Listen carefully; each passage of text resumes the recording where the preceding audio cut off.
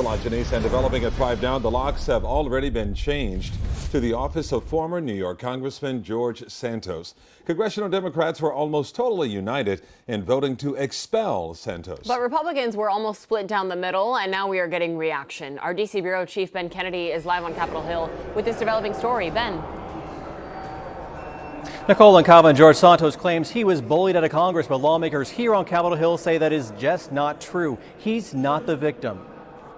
Mr. Santos, you'll react. New York Representative George Santos left Capitol Hill Friday surrounded by reporters after the House voted to expel the Republican congressman with a vote of 311 to 114. 2/3 voting in the affirmative, the resolution is adopted. Adopted after Santos allegedly used campaign funds for personal expenditures, following a House ethics report where the committee spent months interviewing dozens of witnesses and combing through more than 170,000 pages of documents, finding the freshman lawmaker stole money from his campaign to pay for rent, designer clothes, and Botox.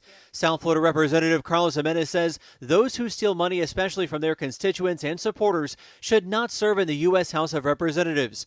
The Department of Justice also charged Santos with 23 felony counts for wire fraud and identity theft. He entered a not guilty plea.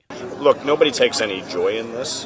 This is obviously a somewhat historic moment, unprecedented. It marks the 6th time in U.S. history a member of Congress has been forced to resign, the first since the Civil War, who wasn't convicted of a felony, as some GOP lawmakers are now concerned about a precedent being set. Whether you agree with George Santos or not, that the voters who sent him here now have to wait to be represented.